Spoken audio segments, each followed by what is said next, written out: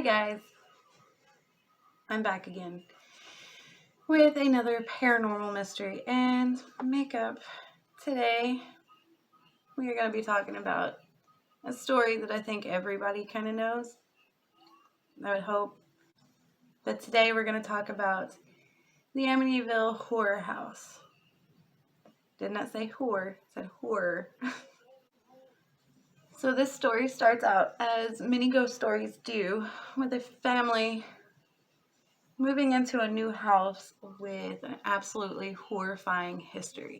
In 1975, George and Kathleen and their 3 children moved into a 1928 Dutch colonial home on 112 Ocean Avenue in Amityville, Long Island. But little did they know that just a year earlier, 6 people were brutally murdered in the home. On November 13th, 1974, the oldest son, Ronald DeFeo Jr., shot and killed his 2 parents, Ronald DeFeo Sr. and Louise, his 2 sisters, Allison and Dawn, and his 2 brothers, Mark and John, while they all slept.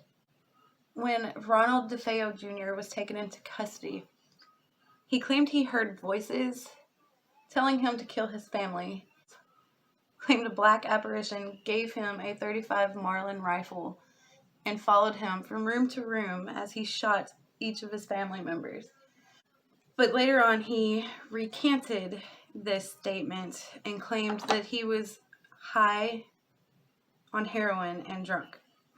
Now, because of these murders, the Lutz family got a huge deal buying the Amityville horror house for only $80,000. Now, this is with a heated swimming pool, a boathouse, lake property, all the works, you know. But eager for a fresh start, the Lutz family started moving in on December 18th.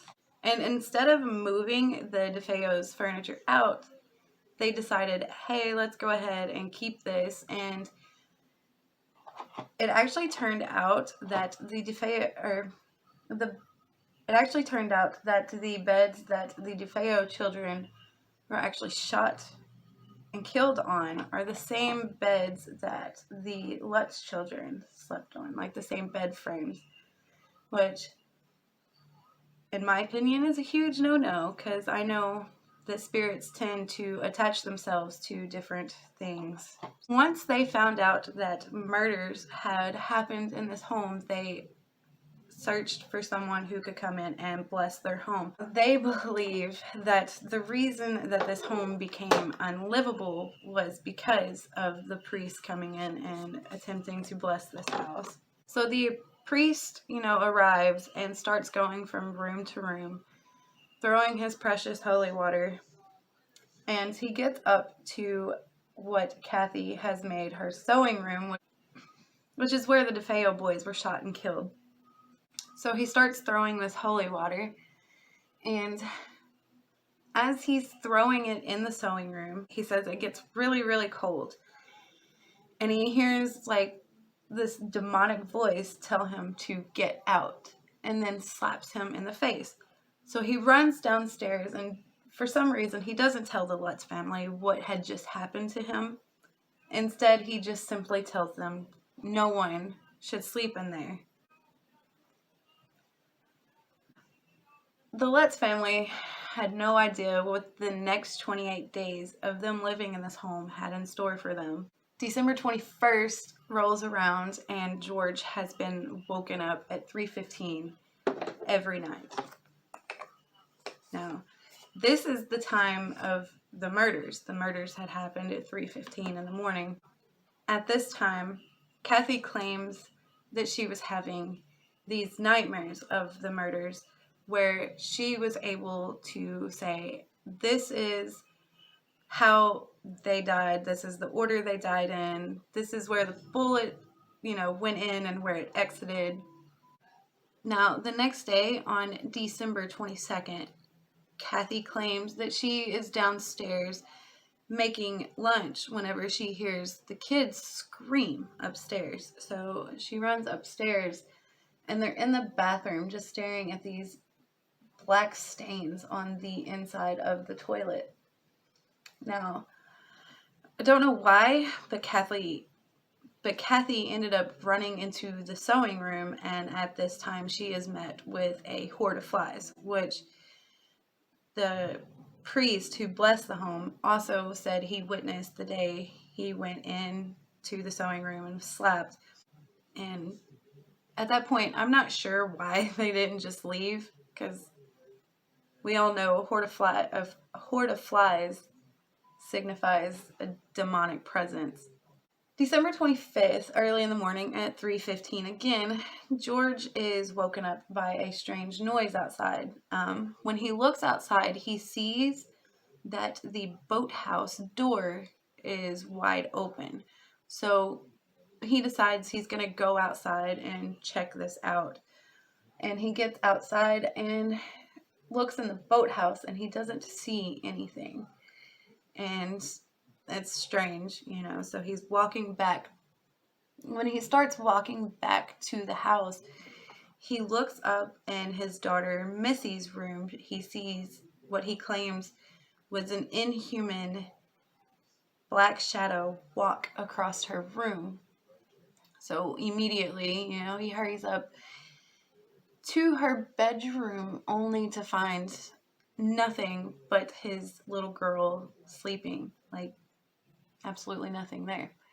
The next day, which is December 26th, Kathy hears her daughter Missy talking to someone. Now, whenever she walks into the room, she can see that the rocking chair is rocking back and forth, and she can hear somebody talking, but she couldn't see them. Now, Missy claims that this is her friend Jody,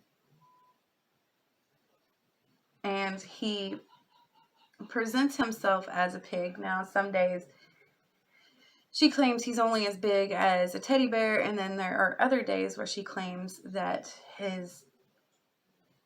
she claims that he's as big as the entire house. Now, I don't know if you guys have ever read into the Bible or whatever, but it said that Jesus cast demons into pigs, and then they would go off and they would drown and all of this.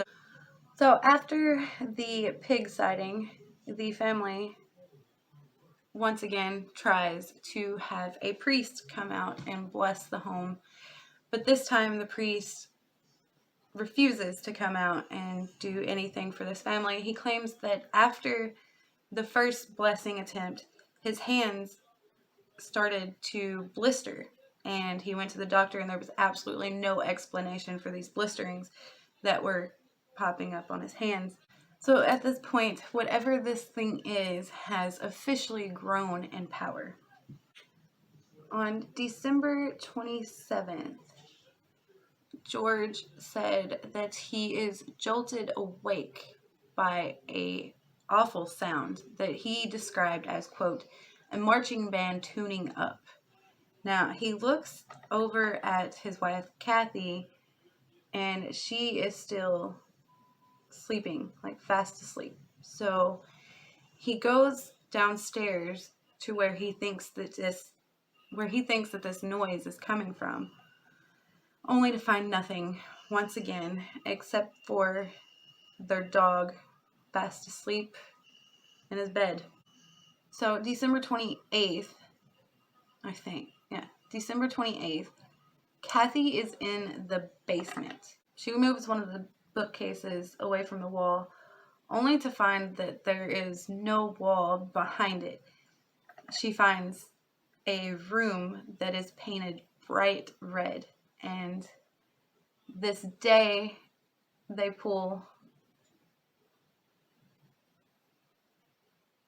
whenever they pull it out, the house just gets this really awful, like, stench that police actually said the day they went in to investigate the murders, they also smelled this really awful, awful stench. They also started waking up to this weird green slime on the walls. Now, they said that they would clean this slime up and it would just come back the next day. They also witnessed this like almost black epoxy stuff seeping out of keyholes. January 4th, 1976, George said that he was woken up again at 3:15 and states that he started having these really, really dark thoughts, but claimed that he knew that these thoughts weren't his, that they were just awful, like telling him to harm his family and so on. On January 14th, the Lutz family decided that they would attempt to bless this home themselves. Now, as they are going through and saying the Lord's Prayer, they are met with this violent resistance. And at this point, they realize that there is absolutely no way that they are going to bless this home themselves. Now, the next night, they realized at this point that they had made the spirit angry. George is woken up again at 3:15, and he's attempting to get out of bed. Only this point, he can't move. He starts hearing thumps coming from his stepson's, I guess I should have said that at the beginning, his stepson's bedrooms. And he attempts again to get up and go and help them. But once again, he can't move. So he turns over to get Kathy, and she is levitating off of the bed. She's levitating up off of the bed and away from him. I'm sorry, I shouldn't be laughing, but to me, this story just gets me. He attempts to scream, but he cannot make any noise at all. So he's just laying here, seeing his wife levitating off of the bed. He hears thumps coming from his son's room, and he can't do anything about it. Next, he says that he starts seeing dark shadows moving in the hallway. He said next he felt a presence at the foot of his bed, and he said that he could then feel the same presence sit down on the mattress next to him. He said he finally made like this really low moaning noise and was able to finally move, and he was able to reach up and grab Kathy. And then he noticed that the dog was acting really strange, would sit and spin in circles for a while, then he would lay down and get sick, then he would stand up and do circles again, lay down and get sick, just kept doing that over and over again. It was later said that the thumping noise that was coming from the boys' bedroom was the boys' beds levitating off of the ground and actually hitting the walls. Kathy said that whenever she woke up,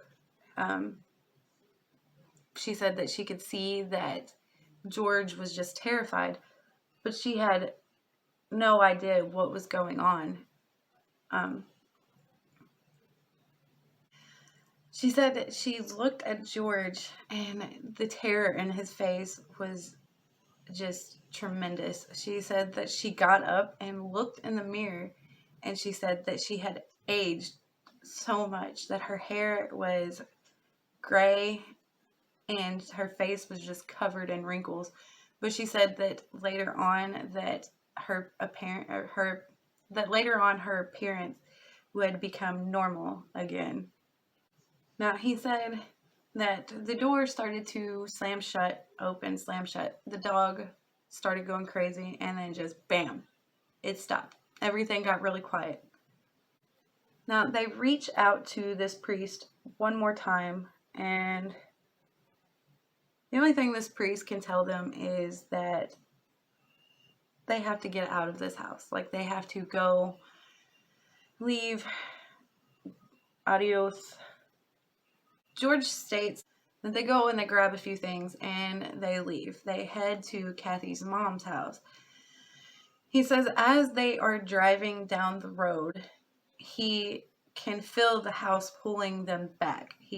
That there was banging coming from the outside of his van, and that he felt like he was being pushed off of the road. But they had finally fled the Amityville horror house. Now, so George and Kathleen Lutz finally reach out to DeFeo's lawyer and tell him to try for an insanity plea, because they are absolutely convinced that DeFeo was possessed whenever he killed his family. So finally, George and Kathleen decided to reach out to Ed and Lorraine Warren. Now, if you do not know who Ed and Lorraine Warren are, I don't know where or what rock you are hiding under. Ed is a demonologist and Lorraine is a medium. So they met at the home on February 24th. Lorraine would say that she immediately felt ill. She goes to walk upstairs and she said that she felt a resistance that was like walking against a waterfall. Ed would then go down to the basement. He said that he immediately went into what he called a religious resistance. And Lorraine would go on to say that the rest of the investigation that day was erased from her memory. She could feel many evil spirits on the property that was creating this entire situation. On March 6th, Ed and Lorraine Warren decided that they would do a seance. Now, between them and George, there ended up being about 20 people at this seance, and it was held in their downstairs dining room. Two psychics start to experience different things. Now, one of them claimed that there was a dark spirit there that was mocking them as they were doing their seance.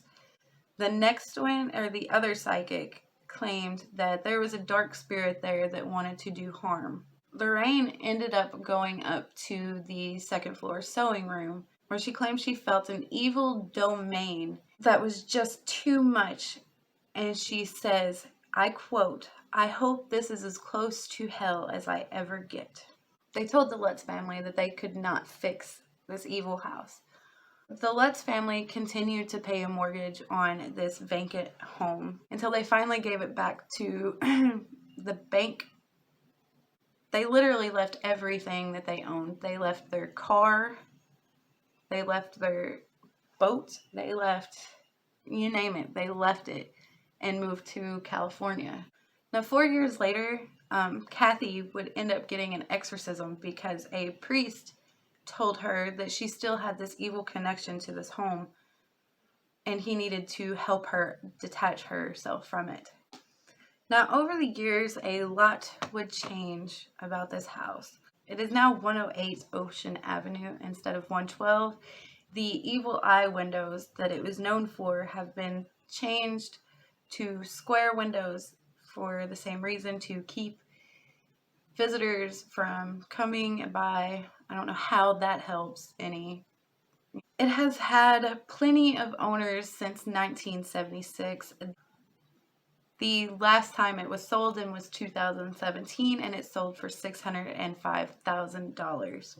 Now, since it has had new owners, it has not had any reports of paranormal experiences of any kind. I don't know. After doing all of this research, I kind of think that this might be a hoax. I think once they started getting publicity and book offers and movie offers, that they started making these hauntings seem a million times worse than they actually were. So, I don't know. What do you think? Whether the horror is true or not, I will say that all of the drama, the spirits, the hauntings, and everything wrapped around this house makes for one hell of a ghost story. So that's it for you guys. That is the Amityville Horror House. in what I believe to be the biggest hoax of forever. I used to believe in this. I really did. But then after doing all my research, I don't think I believe in the haunting of the Amityville horror house. But that could just be me. I don't know. Let me know what you guys think. But until next time, I hope you guys stay healthy and stay happy. Continue wearing your mask, and I'll see you next time.